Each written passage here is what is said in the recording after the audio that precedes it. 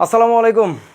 তোমরা অনেকেই ঝামেলায় পড়ে যাচ্ছ বিভিন্ন অঙ্ক করতে, যে অঙ্ক অনেক বড় বড় হয়ে যাচ্ছে, ছোট করা যায় কিভাবে সেটা করার জন্য কেমিস্ট্রিতে বিশেষ করে এবং ফিজিক্সেও তোমাদের অনেক কাজে লাগবে একটা স্পেশাল আইডিয়া। সেই আইডিয়াটা তোমাদেরকে বলে দিচ্ছি। সেই আইডিয়াটা আর কিচ্ছু না, সেটা হচ্ছে হোমোজেনাস ভার্সেস নন হোমোজেনাস ইকুয়েশনের যদি আইডিয়া থাকে তাহলে এই ব্যাপারগুলো একদম ডাল ভাত হয়ে যাবে। তো চলো আমরা একটু দেখে নিই একটা হোমোজেনাস ইকুয়েশন কি। হোমোজেনাস শব্দের অর্থ হচ্ছে কেমিস্ট্রিতে আমরা যেভাবে বলি সমসত্ব বা সব জায়গায় একই রকম। তুমি চিন্তা করে দেখো, পানির সাথে তুমি যদি সামান্য পরিমাণ লবণ দ্রবীভূত করো তাহলে কি হবে? পানি উপরের অংশেও যেভাবে লবণটা দ্রবীভূত হয়েছে যে অনুপাতে আছে, নিচের দিকেও ওই অনুপাতেই মোটামুটি আছে। তাহলে আমরা এটাকে বলবো একটা হোমোজেনাস মিক্সচার, ঠিক আছে? সমসত্ব মিশ্রণ, অর্থাৎ যার সব জায়গাতে একই রকম। আর নন হোমোজেনাস কীরকম হবে? একটা এক্সাম্পল হচ্ছে বালি আর যদি আমি চিনি মিশাই তাহলে কী হবে? যেহেতু দুইটা কঠিন জিনিস, কঠিন পদার্থ, তাহলে ঠিকমতো মিশবে না। এখানে একরকম, ওখানে আর একরকম, কোথাও চিনি বেশি পড়ে গেছে, কোথাও লবণ বেশি পড়ে গেছে, ঝামেলা। সো এইগুলোকে আমরা বলবো হচ্ছে নন হোমোজেনাস, ঠিক আছে? আমি এখন এই জিনিসটাকে ইকুয়েশনে কিভাবে ইমপ্লিমেন্ট করে আইডিয়াটা সেটা একটু দেখাই। একটু এইভাবে চিন্তা করো, সেটা হচ্ছে পিভি ইকুয়ালস এনআরটি। এটা একটা সমীকরণ, গাণিতিক সমীকরণ, যে সমীকরণটাকে আমরা বলবো হচ্ছে একটা নন হোমোজেনাস ইকুয়েশন। কেন বলছি নিজেরা চিন্তা করতে থাকো, একটু পরে নিজেরাই উত্তর বুঝতে পারবে, আমার কিচ্ছু বলতে হবে না। আচ্ছা, আর একটা উদাহরণ দেই। ধরো P1V1 ইজ ইকুয়ালস P2V2, বয়েলের সূত্র তোমরা জানো। এটা একটা homogeneous equation, that's an homogeneous equation. আচ্ছা, তারপরে আরও কিছু উদাহরণ দেখি, তাহলে দেখা যাক নিজেরাই বোঝা যায় কিনা। ফিজিক্সের একটা ফর্মুলা দেখাই, আমার খুব পছন্দের একটা সূত্র, F equals 1/2L root over T/μ। তোমরা যারা গিটার বাজাও বা বাজাতে পছন্দ করো বা ভালোবাসো তাদের জন্য এই সমীকরণটা, যে একটা গিটারের ফ্রিকোয়েন্সি কত হবে বা একটা টানা তারের ফ্রিকোয়েন্সি কত হবে। টি হচ্ছে এখানে টেনশন, কত টান দিয়ে ধরে রাখা আছে তারটাকে, মিউ হচ্ছে একক দৈর্ঘ্যের ভর, এল হচ্ছে টোটাল লেন্থ। এনিওয়ে ফিজিক্সের জিনিস। তো এইখানে দেখো সমীকরণের বাম পক্ষে আছে এফ, ডান পক্ষে কোথাও এফ নেই, এফের নাম গন্ধও নাই। তো এই সমীকরণটাকে আমরা বলছি একটা নন হোমোজেনাস ইকুয়েশন, একদিকে একরকম আর একদিকে আর একরকম। এই সমীকরণটা দেখো, বাম দিকে পিভি, ডান দিকে পিভির কোনো নাম গন্ধও নাই। সো এইটাকে আমরা বলবো নন হোমোজেনাস ইকুয়েশন। কিন্তু দেখো আমি এই পাশে যদি আরেকটা সমীকরণ লিখি, সেটা হচ্ছে D1T1 ইকুয়াল টু হচ্ছে D2T2, এটা একটা হোমোজেনাস ইকুয়েশন, ঠিক আছে? So these are examples. এখন তোমাদের কাছে একটা প্রশ্ন আমার, সেটা হচ্ছে আমাকে বলতে হবে P1V1 plus P2V2 plus P3V3 equal to, যদি আমি লিখি পিভি, এইটা কেমন সমীকরণ? এটা কেমন সমীকরণ? এটা কি হোমোজেনাস হবে নাকি এটা নন হোমোজেনাস হবে? আনসারটা হচ্ছে এইটাও হোমোজেনাস হবে। কারণটা হচ্ছে স্ট্রিক্টলি স্পিকিং, ম্যাথমেটিক্যালি স্পিকিং, যে সমীকরণের প্রতিটি পদে, দেখো এই সমীকরণের এটা হচ্ছে প্রথম পদ, এটা হচ্ছে দ্বিতীয় পদ, এটা হচ্ছে তৃতীয় পদ, প্রতিটি পদে একই রাশি একইভাবে থাকে, pressure volume pressure volume pressure volume সব একইভাবে আছে। সো এই কারণে আমরা এই সমীকরণটাকে বলবো একটা হোমোজেনাস ইকুয়েশন, ঠিক আছে? আচ্ছা, তো এখন এই হোমোজেনাস ইকুয়েশনগুলোর একটা স্পেশাল অ্যাডভান্টেজ পাওয়া যায় অঙ্ক করার সময়, যেটা নন হোমোজেনাস ইকুয়েশনে অ্যাডভান্টেজটা পাওয়া যায় না। কীরকম? আচ্ছা, আরও কিছু সমীকরণ দেখাই আমি একটু, তারপরে কথা বলি। সেটা হচ্ছে ধরো একটা সমীকরণ যদি লিখি V equal to U plus হচ্ছে জিটি, এই সমীকরণটা কি হবে? এটা একটা নন হোমোজেনাস ইকুয়েশন। তার কারণটা কি? লেফট সাইডে ভেলোসিটি আছে, রাইট সাইডেও ভেলোসিটি দেখতে পাচ্ছি, কিন্তু এই পুরো টার্মটা মিলে যদিও এক প্রকার velocity delta V, increase in velocity বা চেঞ্জ ইন ভেলোসিটি, তারপরেও এটা সরাসরি কিন্তু ভেলোসিটি না। সো যার ফলে আমরা এইটাকে বলবো। তারপরে আরও একটা এক্সাম্পল দেওয়া যায়, F equal to M A. এই প্রতিটা সমীকরণই হচ্ছে তোমার নন হোমোজেনাস ইকুয়েশন। তো নন হোমোজেনাস ইকুয়েশনের একটা ঘটনা হচ্ছে, দেখো ধরো কেউ যদি আচ্ছা ওইটা দিয়ে না দেখাই, আমি অন্য একটা জিনিস দেখাই। V equal to U plus G T, মুক্তভাবে পড়ন্ত একটা বস্তুর কথা যদি বলি, সেইটার জন্য আমরা এই ফর্মুলাটা যখন অ্যাপ্লাই করতেছি, তখন ধরো কেউ একজন ভেলোসিটি জানতে চায় হচ্ছে মিটার পার সেকেন্ড এককে কত হবে, যে ফাইনাল ভেলোসিটি যখন ড্রপিং হবে, মাটিতে আঘাত করবে, তখন কত বেগে আঘাত করবে মিটার পার সেকেন্ড এককে বের করতে চায়। তাহলে তাকে আদিবেগ বসাইতে হবে কোন এককে? মিটার পার সেকেন্ড এককে। আমি এখন ফিজিক্সের জিনিস যেহেতু একটু সহযোগিতার জন্য আমাদের ওস্তাদ, আমাদের ফিজিক্স বস, তোমাদের সবার পরাণের মণি, সরি চোখের মণি, পরাণের খনি মাশরুর ভাইয়াকে ডেকে নিয়ে আসছি। Please let's give him a big hand. আসসালামু আলাইকুম সবাই। Mashrur please help me. কি নিয়ে ভাই বলেন? আমাকে একটু বলো, যখন আমি শেষ বেগ বের করতে চাই মিটার পার সেকেন্ড এককে, আদি বেগ কি আমাকে মিটার পার সেকেন্ডে বসাতে হবে নাকি অন্য কিছু বসালে হবে? অবশ্যই মিটার পার সেকেন্ড এককে বসাতে হবে। আচ্ছা ওকে, তাহলে এখন বলো গ্র্যাভিটেশনাল অ্যাক্সিলারেশন এটার ভ্যালু তখন কত বসাবে? এটা অবশ্যই এমন এককে বসাতে হবে যেটা হচ্ছে মিটার পার সেকেন্ড স্কোয়ার, এবং জি যেহেতু, তাহলে এই ক্ষেত্রে 9.8। ওকে, থ্যাংক ইউ। আচ্ছা এবার এই সমীকরণটা আরো একবার একটু কষ্ট করে লেখো। ওকে, কেউ একজন এই সমীকরণটার কাজবাজ করতে চায়, সে হচ্ছে সিজিএস পদ্ধতিতে করতে চাচ্ছে, তাহলে আমাকে একটু বলো যে ভেলোসিটি তখন কোন এককে আসবে? অবশ্যই সেন্টিমিটার পার সেকেন্ড। জোশ। আচ্ছা তাহলে তাকে আদিবেগ নিশ্চয়ই সেন্টিমিটার পার সেকেন্ডে বসাতে অবশ্যই। হবে।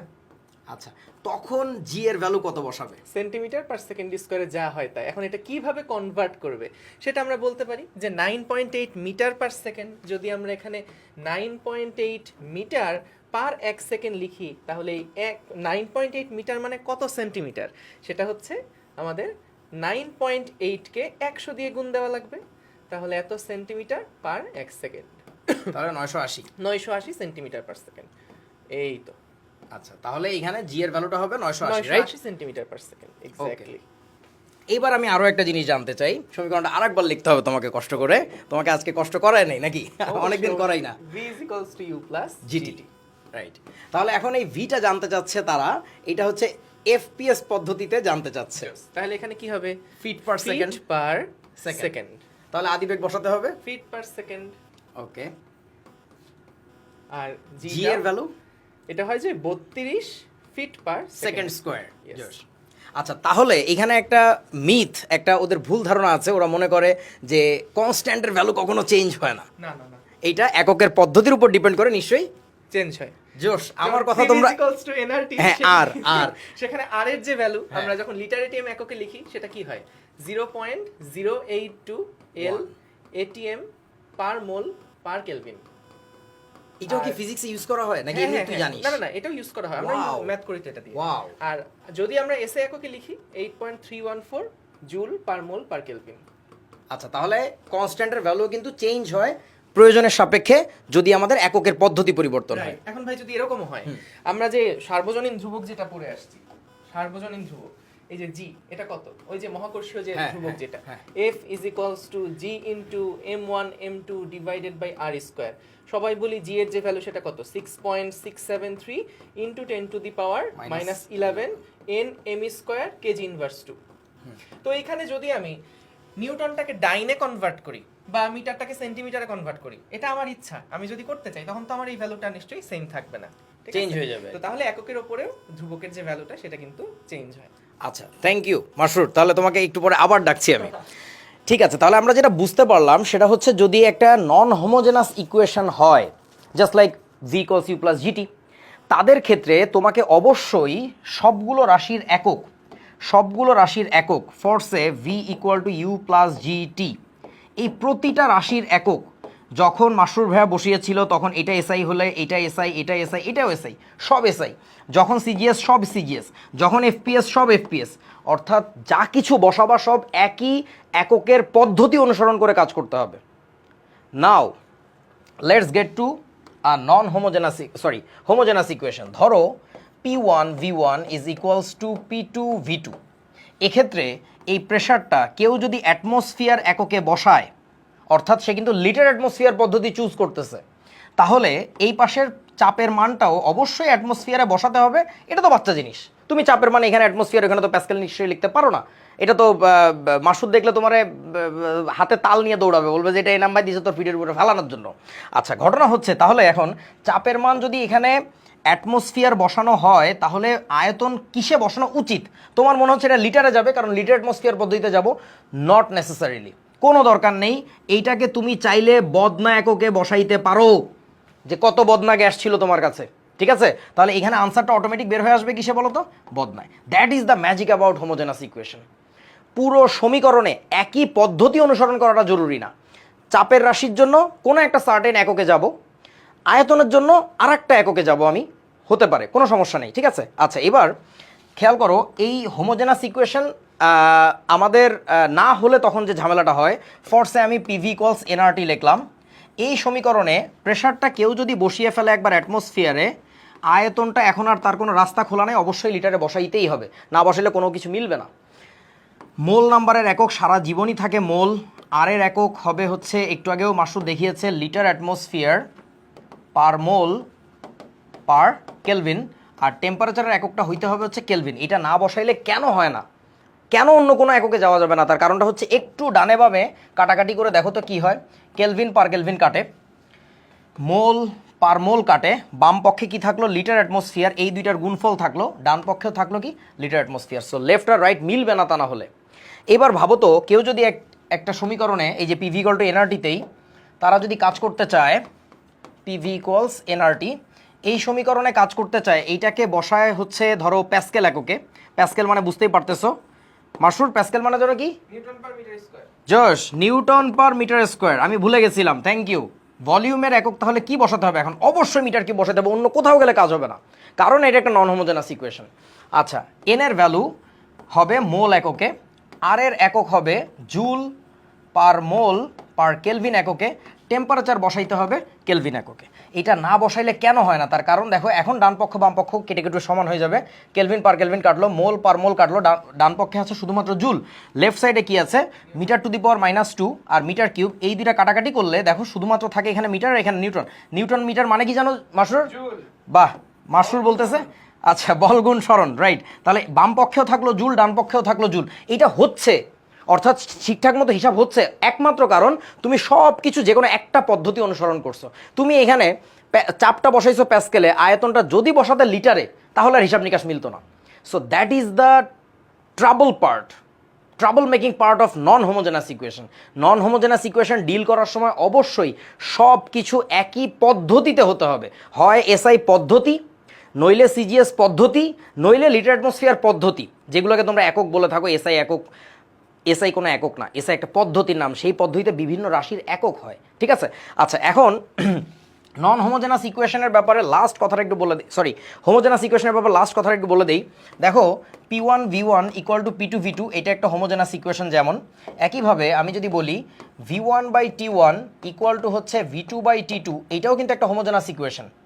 পার্থক্যটা হচ্ছে যখনই তুমি টেম্পারেচারের রাশি পাবা, ভেবো না টেম্পারেচারের রাশিটা এই পাশে যদি তুমি ডিগ্রি সেলসিয়াস বসাও আর ওই পাশে ডিগ্রি সেলসিয়াস বসাইলে হয়ে যাবে, ব্যাপারটা কিন্তু তা না।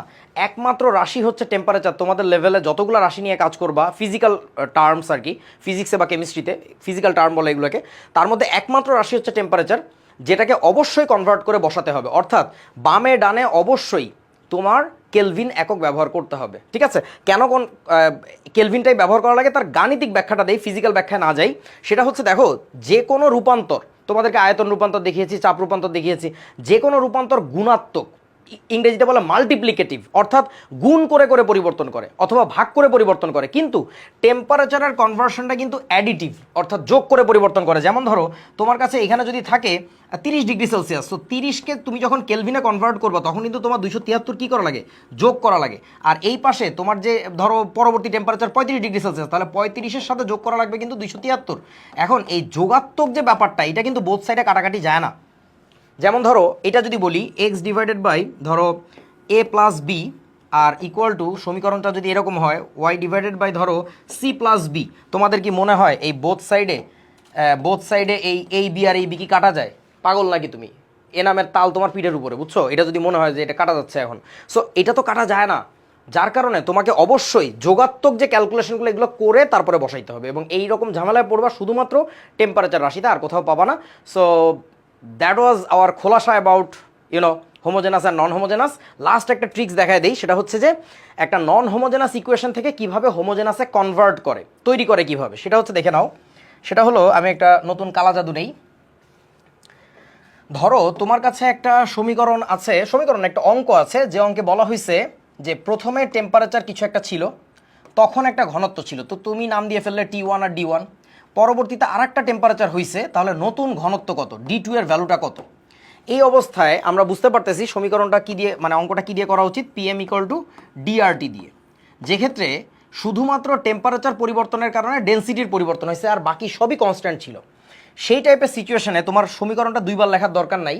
এভাবে একটু চিন্তা করো, তোমার যে রাশি দুইটা নিয়ে কাজ, ডেনসিটি অ্যান্ড টেম্পারেচার, তারা যদি সমীকরণের একই পাশে থাকে ওইভাবে রেখে দিবা, তাহলে দেখো আমি কি করতেছি, ওই দুটাকে এক পাশে রেখে বাকি সব অন্য পাশে পাঠাচ্ছি। কি হলো তাহলে, PM ডিভাইডেড বাই আর। আমি বলতে পারি এই অঙ্কটার জন্য ডেনসিটি অ্যান্ড টেম্পারেচার চেঞ্জ হয়েছে, এই রাশিটা কিন্তু কি ছিল, কনস্ট্যান্ট ছিল। তাহলে তোমরা আগেও করছো, ওই যে বয়েলের সূত্রের প্রমাণ করার সময় করছিলা যে পিভি এর গুণফল যদি কনস্ট্যান্ট হয়, পিভি এর গুণফল যখন কনস্ট্যান্ট দেখছিলা তখন তোমরা কি বলছিলা, P1 V1 equal to P2 V2। তো একইভাবে দেখো তো ডি আর টি এর গুণফলটা এই ক্ষেত্রে কনস্ট্যান্ট, তাহলে আমরা বলতে পারি অতএব D1 T1 ইকুয়াল টু হচ্ছে D2 T2। ওই যে রাশিটা আছে ওটাকে একবার লিখবা, তারপর ওটা একটা কপি বানাবা 1 1 2 2, দ্যাটস ইট, ডান। সো সমীকরণ তোমার এইটা। যদি তোমাকে এখানে বলতো নতুন একটা অঙ্ক দেখো, যদি তোমাকে বলে যে প্রথমে একটা প্রেশার ছিল, তখন একটা ডেনসিটি ছিল, পরবর্তীতে আরেকটা প্রেশার হয়েছে, নতুন ডেনসিটি কত, তাহলে কি করবা? এখন তোমার আবার সমীকরণটা হচ্ছে কি, নন হোমোজেনাস ইকুয়েশনটা ছিল PM ইকুয়াল টু DRT। সেই ক্ষেত্রে দেখো প্রেশার নিয়ে কাজ করছে আর টেম্পারেচার নিয়ে কাজ করছে, সরি প্রেশার আর কোনটা, প্রেশার আর হচ্ছে ডেনসিটি, প্রেশার আর হচ্ছে ডেনসিটি। তাহলে প্রেশার আর ডেনসিটি নিয়ে কাজ করলে ওই দুটাকে তুমি এক পাশে নিয়ে আসো, তাহলে কি থাকে, P divided by D equal to বাকি যা আছে সব কনস্ট্যান্ট, তাহলে এটার 1 1 লিখবা, পরে এটার আবার কি লিখবা, 2 2 লিখবা, done, that's your equation, homogeneous equation. ফিজিক্সের একটা অঙ্ক করি আমরা। ধরো তোমাকে যদি বলে যে পৃথিবীর ব্যাসার্ধ বা কোন একটা গ্রহের ব্যাসার্ধ, পৃথিবীর ব্যাসার্ধ হঠাৎ হঠাৎ অর্ধেক হয়ে গেল, অর্ধেক হয়ে গেলে, বাকি সব কিন্তু কনস্ট্যান্ট, আর কিছুর কথা যেহেতু বলে নাই, বাকি সবই কনস্ট্যান্ট হয়ে গেলে জি কত গুণ হবে, জি মানে বুঝছো তো তোমার অভিকর্ষ ত্বরণ, তো কত গুণ হবে। তো এইটার জন্য আমি তো সমাধান করতে গেলে আমি একটু মাসরুর ভাইকে আবার ডেকে নিয়ে আসবো। Masrur, please solve this on behalf of me. Okay, so এখানে আসলে প্রথমে যে ম্যাথটা বলা হচ্ছে যে সাপোজ এটা হচ্ছে আমাদের পৃথিবী। বাহ, চলেন পৃথিবীটাকে আমরা একটু কালার করে দিই। তুমি এত কিছু কিভাবে পারো? এই যে পৃথিবী আছে, সেই পৃথিবীটা বলা হলো যে এটার একটা ভর আছে, এটার কি আছে, একটা ভর আছে। এত চিকন কালি কেন? এবং এই যে সুন্দর পৃথিবীটা, সেই পৃথিবীটার আবার একটা ব্যাসার্ধও নাকি আছে। এত ব্যাসার্ধ থাকলে তো সমস্যা। এই যে একটা সুন্দর ব্যাসার্ধ আছে, সেই ব্যাসার্ধ হচ্ছে আর। ওহো, এটা তো আবার কেমন একটু কালার কালার ভাই সুন্দর করে দিতে হবে এখানে, হ্যাঁ, তা না হলে ম্যাথ কিন্তু বাংলাদেশের পতাকা হয়ে যাচ্ছে। তো যদি আমরা এইখানে আমাদের জিটা বের করতে চাই, তাহলে সে জি এর ফর্মুলা কি ছিল, G is equals to GM divided by R square. আচ্ছা, এখন আমাদেরকে যেটা প্রশ্ন করছে যে এই যে ব্যাসার্ধটা, সেই ব্যাসার্ধটা যদি অর্ধেক হয়ে যায়, তাহলে আলটিমেটলি আমাদের পৃথিবীটাও যেই সাইজ সেটাও কি হয়ে যাবে, ছোট হয়ে যাবে। ওকে, এবং এটার ব্যাসার্ধ হয়ে গেল কত বলছে, ব্যাসার্ধ হয়ে গেল R/2। তাহলে সেই ক্ষেত্রে আমাদের যদি ফর্মুলার মধ্যে বসাই, তাহলে নতুন যে জি প্রাইমটা পাওয়া যাবে, আমাদের কিন্তু এখানে ভরটা একই রকম আছে। মাসুর একটু প্লিজ ওদেরকে G1 G2 দিয়ে বুঝাও, তাহলে আরো ভালো রিলেট করতে পারবে। ঠিক আছে ঠিক আছে, তাহলে এখানে হচ্ছে বাচ্চারা দেখো, এটা হচ্ছে G1, এটা হচ্ছে G2। আমরা এখানে ধরে নিচ্ছি দুইটা কেসেই আমাদের ম্যাস সেম। পৃথিবীর যে ভর, সে পৃথিবীর ভরটা দুই ক্ষেত্রেই কি সেম, মানে এটাকে ধরে জাস্ট ঠাসা দেওয়া হয়েছে। হ্যাঁ, ঠাসা দেওয়া হয়েছে, ভর সেম আছে। তাহলে এখানে আমাদের যেটা হবে যে GM দুইটা কনস্ট্যান্ট একই রকম আছে, আমরা যেটা করতে পারি এখানে R/2 হোল স্কয়ার এভাবে লিখতে পারি। এখন এইখানেই যেই ট্রিক্সটা সেটা হচ্ছে যে আমরা চাইলে উপরে কিন্তু GRM কনস্ট্যান্ট, তাহলে GRM যদি কনস্ট্যান্ট থাকে তাহলে আমরা লিখতে পারি G1 আপনার কথা অনুযায়ী R1 স্কয়ার লিখলাম, এবং এইখানে আমরা যেটা G2 আছে সেটাকে এভাবে লিখতে পারি GM ইজ ইকুয়ালস টু এই R/2 কে চলো আমরা R2 ধরে নেই। তাইলে G যদি আমরা এখানে লিখি G ইনটু M, তাহলে এখান থেকে আসছে G2 ইনটু R2 স্কয়ার। তাহলে যেহেতু এইখানেও GM এইখানেও GM, তাহলে দুইটা সমান সমান করে আমরা যেটা লিখতে পারি সেইটা হচ্ছে গিয়ে ও তুই এইভাবে স্প্রিং আনিস, এইগুলা তো ভাইয়া আল্লাহ, এই দেখছো আমি তোমাদেরকে শিখাইতে যাই, আমি শিখতেছি এখন। G1 R1 স্কয়ার সমান সমান G2 R2 স্কয়ার। তাহলে যদি আমাদের ভর সেম রেখে যদি আমাদের পৃথিবীর ব্যাসার্ধ অর্ধেক হয়ে যায়, সেক্ষেত্রে কিন্তু আমরা এইভাবে করে G2 এর যে ভ্যালুটা সেটা ইজিলি বের করে ফেলতে পারবো। মাসুদ, তাহলে এইটা একটা কেমন ফর্ম দাঁড়াইলো, ওই যে হোমোজেনাস, দেখছো ভাই এখানে হচ্ছে R2 স্কয়ার। ওকে, সো এখান থেকে আমরা এই যে R/2 বসায় নিয়ে তারপর কিন্তু বের করে ফেলতে পারবো যে G1 এর কত গুণ। G1 এর কত গুণ? G1 ইনটু এখানে হচ্ছে R1 স্কয়ার, আর এখানে কি হবে? R2 মানে হচ্ছে R1/2 হোল স্কয়ার। তাহলে এখানে R1 স্কয়ার কাটা হয়ে গেল, 2টা উপরে চলে যাবে, তাহলে কি হবে? 4 উপরে 4G1 is equals two G2। এটাই হচ্ছে আমাদের আনসার। ওকে, সো আমরা এইখানেও দেখলাম, দেখো একটা নন হোমোজেনাস ইকুয়েশন ছিল, রাইট? নন হোমোজেনাস ইকুয়েশন থেকে কিভাবে হোমোজেনাস ফর্মে চলে যেতে হবে, এবং এটার ফলে যেটা হয় ক্যালকুলেশন অনেক ছোট হয়ে যায়, রাইট? মানে দুইবার আমার জি এর আর এম এর ভ্যালু বসানো লাগতেছে শোনো না। ভাই, তুমি তো আর পরীক্ষার হলে নিশ্চয়ই এত কাহিনী করবা না। তুমি তো স্মার্ট, তুমি কি করবা? তুমি এই জায়গাটা জাস্ট লিখে তোমার শেষ। ঠিক আছে? Exactly. তো এই জন্য আমরা এখানে দেখালাম, যেহেতু আমরা চিবাই চিবাই পড়াই, এই জন্য এখানে আসা। হ্যাঁ, একটু ডিটেইল চিবাই দেখাই দিলাম আর কি। So that was the video about homogeneous and non homogeneous equation. আশা করি বুঝতে পারছো। দেখা হবে আবার পরবর্তীতে, এরকম আরো কিছু না বুঝলেও জানায় দাও, একসাথে দেখাবো আমরা, রাইট? ইনশাআল্লাহ। হ্যাঁ, আসসালামু আলাইকুম, আল্লাহ হাফেজ।